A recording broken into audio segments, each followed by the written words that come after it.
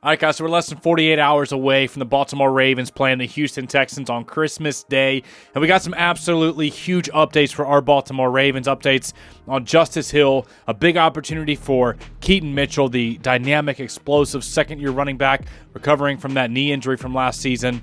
A huge encouraging sign for the defense ahead of a postseason run, playoff seeding opportunities, plus some not-so-good news for our guys, Zay Flowers and others.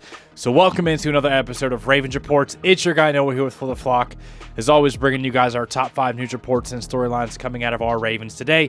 At number 1, let's dive into some injury updates real quick. The practice report for Monday, December 23rd today just came out a few minutes ago. Zay Flowers was not at practice after yesterday he was seen in an arm sling. However, John Harbaugh thinks that he'll be ready to go for the game on Christmas. He may just rest completely and then test it out pregame in Houston, to be honest with you. If Zay can't go, Rashad Bateman should be available. Nelson Aguilar still not at practice, recovering from a concussion. Tylan Wallace, Anthony Miller up from the practice squad, and Tez Walker would get a major opportunity in Houston against a very good secondary. However, that Houston secondary just took another big blow, losing another starting safety, man. Check out these injuries right here from the Texans. You can see a huge list of these guys that have gotten injured over the last few days. Specifically now it's 2 starting safeties they've lost in Jalen Petrie and Jimmy Ward. They're 2 starting safeties no longer back there in the secondary for them, as well as Tank Dell, who was carted off the field with a horrific knee injury. So both of these teams not 100% and banged up heading into this Christmas Day matchup. And for the Ravens, we know Justice Hill had a very scary neck injury, did not return. It looked like, honestly, it could have been worse than what it actually was. He's being evaluated for a concussion right now. He was not at practice. He's probably not going to play. However, here's what John Harbaugh had to say on Keaton Mitchell, who's been improving week after week, recovering from that knee injury. John, do you think Keaton Mitchell is ready to go if you need him to kind of step in Wednesday? Oh, yeah. Keaton's been ready to go. It's just a matter of, there's levels of being ready to go. He's coming off the injury. But I would say in practice, we've seen steady progress with his, his explosiveness, his quickness and all that. And he's been looking good in practice. So we know Keaton Mitchell did some major damage last season, ripped off so many explosive runs. It was just a stick of dynamite back there in the backfield. I'm really hoping Keaton Mitchell can get in there and make some plays for the Ravens, because that would be even another spark, another weapon that teams would have to deal with, for these Baltimore Ravens heading into the playoffs. Definitely a big loss, because Justice Hill has been a hugely underrated guy. Excellent pass catcher, pass protector, and can be really explosive in the run game as well. Justice Hill, such an underrated guy, has been an absolute unsung hero for the Baltimore Ravens this year. So all the missing guys from Ravens practice today include wide receiver Zay Flowers, cornerback Jalen Armour Davis dealing with a soft tissue injury, Nelson Aguilar dealing with a head injury, cornerback Trey White, running back Justice Hill, and tackle/guard Daniel Falele. So the big ones to note here, obviously Nelly and Flowers, 2 of the Ravens' starting receivers. Justice Hill, a huge running back for our offense, and then starting guard Daniel Falele. If Daniel Falele can't go, it'll probably be Ben Cleveland there at right guard. If Nelson Aguilar and Zay Flowers can't go, we'll probably see Anthony Miller called up from the practice squad, Tez Walker, Rashad Bateman, and Tylan Wallace. We got some clips of Keaton Mitchell in preparation for this Christmas game.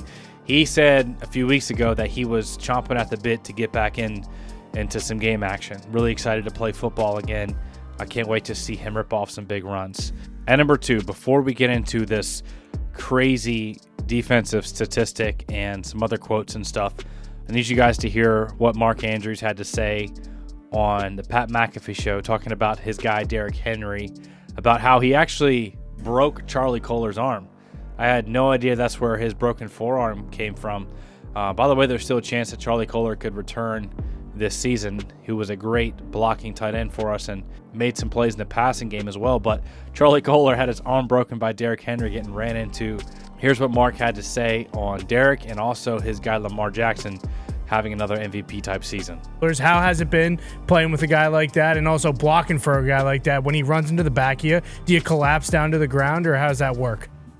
Yeah, Derek's been, one of the most incredible teammates, and immediately when he gets into to be a Raven, it's you see how much he really puts into himself and in his body, and the daily effort to be the best that he can. It's nonstop. It's every day. It's doing everything that he can to be the best, and he really is. And if he gets running and you're in front of him, get out of his way. Yeah, I think Charlie Kohler broke his forearm from getting ran into by him, but he's been awesome. We got to keep feeding him the rock. He's a beast. We thought it was cheating when he signed with you guys. Mm-hmm. Did you feel like it was the perfect fit? Legit. No tampering, man. It's an amazing fit. Yeah, he's if not one of the best of all times, if not the best. Okay, so let's talk about a guy who's doing his job at a level where it's better than he's ever done, even though he's already won multiple MVPs. He's not the favorite to win this year. You're total franchise touchdown leader in the history because there's a quarterback there that loves throwing you the rock in Lamar Jackson. What have you seen from him this year? It feels like he's playing his absolute best. He is so much fun to watch. We've talked about this, and I assume you guys have as well. Could you imagine the people on the other side of the world that only watch one football game a year, and it's the Super Bowl, and Lamar Jackson just showing up and then being like, what is this entire thing? Feels like this team can do it, but also Lamar playing better than ever? Or what have you seen from Lamar this year? Yeah, he's playing better than ever. You're spot on. And the thing about Lamar is he's found a way each and every year to elevate his game. And he already came into the league and he was incredible. But every year he's found something different. And I think the game is just so slow for him right now. He's making his checks. He's making the right reads, and he's putting the ball right in the money. And he's always done that, but I think even more so this year, being the second year in this offense and really taking control. The way his brain's working, it's on another level. It's so fun to be able to play with him and just support that guy. Yeah, he looks like you're a lot of fun too, though, Mark.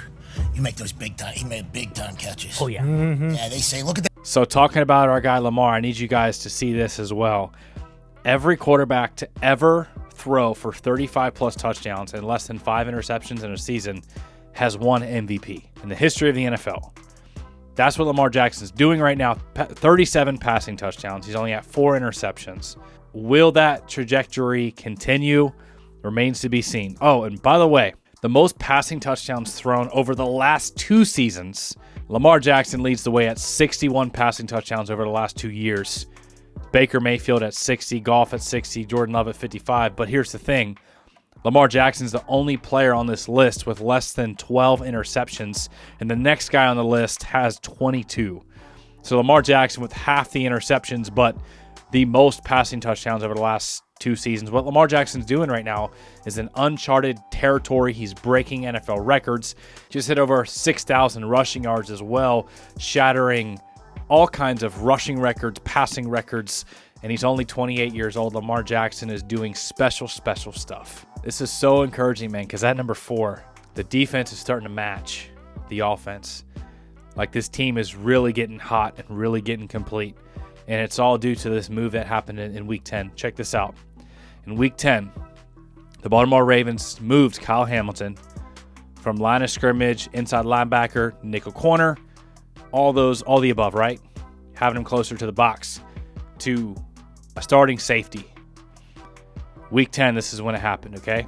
In the first 9 weeks before that move, the Baltimore Ravens were 28th in EPA per dropback. That means expected points added per dropback. The Ravens were 28th. Terrible pass defense. We saw the explosive plays happening down in and down out. Now, that was the first 9 weeks, but as soon as the Ravens moved Kyle Hamilton in Week 10, over the last 6 weeks, 10 through Week 16, the Ravens are now first during that span in EPA per dropback. So they went from 28th to first due to benching Marcus Williams and cutting Eddie Jackson and putting Kyle Hamilton back there in the secondary. So Kyle Hamilton was elite down near the line of scrimmage, blitzing and doing all kinds of crazy stuff, covering slot receivers and tight ends. But then you move him to free safety, and he's one of the best free safeties in the NFL as well. So if you could just have like 11 Kyle Hamiltons on your defense, you'd probably not give up a single yard or point. No, I'm just joking. But Kyle Hamilton is the real deal, man. He can make plays absolutely everywhere.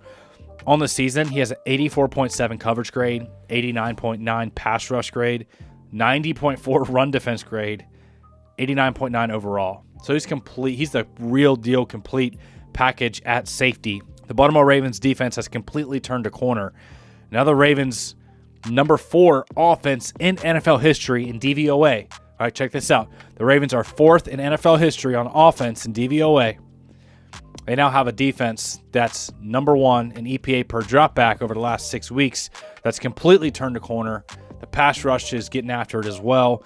The run defense has been elite all season. They're the best team in the NFL in run defense. So a complete team is starting to take shape in the very back end of the season, of the regular season. The Ravens have 2 more games to go. They're about to kick it off versus the Houston Texans at number 5. If you want to know how this is going to shape out, I did a lot of research, a lot of simulations. The Baltimore Ravens will most likely play the Pittsburgh Steelers or the Chargers in the first round of the playoffs if they win the division. However, if they get the wild card, they'll play the Houston Texans more likely than not. So it's between Steelers, Texans, Chargers. There's a couple scenarios in there where the Ravens could play the Broncos, but most likely scenarios is Steelers, Chargers, and Houston Texans. You know, the Ravens will have played every single one of those teams. Actually, every single team in the AFC playoff picture, the Ravens will have played already this season, including the Chiefs, Bills, Steelers, Broncos, Chargers, Bengals, Texans. They play on Christmas Day. So the Ravens will have played every single team in the AFC playoff picture. But for the Ravens to win the division, what they need is a couple of different roads to do it. They could win their last 2 games and just have Pittsburgh simply lose one of their games. Or they could actually lose to the Houston Texans. And then as long as the Bengals beat the Steelers in Week 18 and the Ravens beat the Browns, the Ravens would still walk away with that tiebreaker because of a better overall divisional record. And remember, the Steelers have to play the Chiefs and the Bengals. So very good chance the Ravens could still walk away with the divisional title and host a playoff game in Baltimore. All right, guys, so going to be some adjustments on the fly going down for this Houston Texans game. Looking like Justice Hill is not going to play, which is a big opportunity, exciting opportunity for Keaton Mitchell and the rookie, Rasheen Ali. Also, question mark remains for Zay Flowers. He's dealing with that shoulder injury. Will he play? That's a big question mark. Looking like Bateman, Tylan Wallace, and Tez Walker are going to be your top 3 guys. And then what happens with Daniel Falele? The Ravens have some options at guard between Andrew Voorhees and Ben Cleveland, who looks good in limited action just a few weeks ago as well. So Baltimore Ravens dealing with some injuries, but the Texans, like we said, there's a laundry list of guys that they have dealing with injuries as well, including multiple starters, Jimmy Ward and Tank Dell just going down versus the Kansas City Chiefs. So it's going to be a great game, hard-fought AFC battle with a possible future playoff preview, right? And with a lot of playoff implications here during the regular season. Let me know all of your thoughts in the comment section below. Smash the like button if you got any value out of today's content. I love you guys. I appreciate y'all, and we'll see you in the next video.